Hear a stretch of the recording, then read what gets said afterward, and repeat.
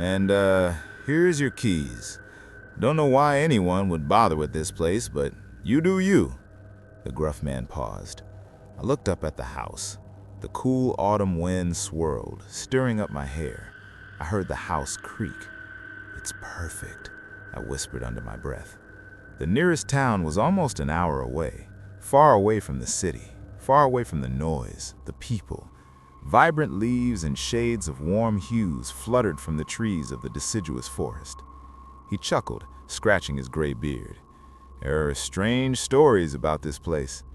"Stories are just stories," I said back, calmly. I don't remember the man leaving. I remember hearing the sputter of that God-knows-how-old truck revving to life, leaving my little car all on its own. I remember the cool metal keys in my hand. My keys. My house. The door screeched open, something I'll put on my list. My lungs filled with the smell of dampened wood.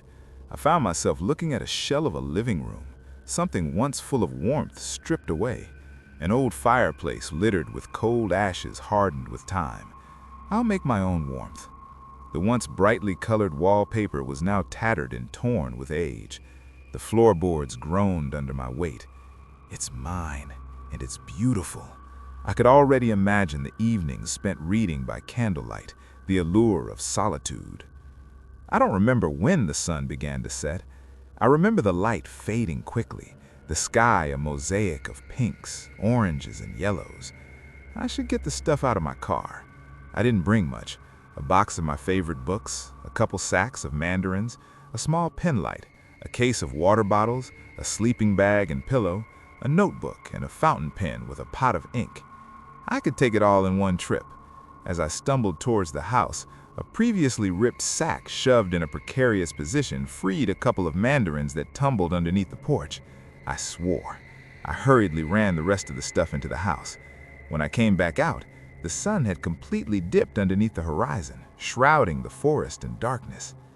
The smell of sodden soil filled my nostrils. The wetness from the earth seeped through my sleeves.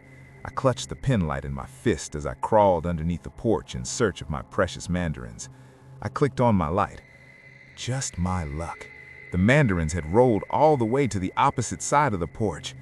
A sharp thing dug into my elbow as I crawled forward. I winced, picking it up. A locket? It was a delicate gold object with swirls of engravings decorating the front, strung onto a slim chain. I held the pen light between my teeth and carefully opened the locket. A faded black and white photo of a girl sitting on a stool with a man and a woman, presumably her parents, standing behind her. The girl's hair was styled into 2 braids tied with large ribbons, and she wore a knee-high dress with lace trim. A chill raced up my spine. I am alone, nothing to fret over. My eyes looked back toward the mandarins, only to find the very same girl from the picture crouched down right in front of me, her blonde hair matted with red that trickled down her face. Her cool blue eyes stare at me. "That's mine," she whispered. I gestured for her to take it. She reached for it but then paused, looking back at me. Her voice hoarse, she said, "Can you please take me to my family?" The girl vanished. I felt chilled to the bone. My body was not my own. I was racing through the forest. Through the darkness I ran, the moon occasionally peeking through the cloudy night. And then I stopped. I looked around.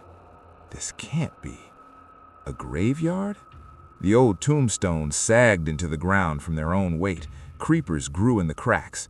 I was drawn to a pair of gravestones seemingly more distant from the others. I squinted to read the names. Mr. and Mrs. Fairweather. I blinked, carefully knelt down and dug a small hole with my hand, burying the locket. The hairs on the back of my neck rose. The weight of her gratitude filled me. And alas, I was truly alone.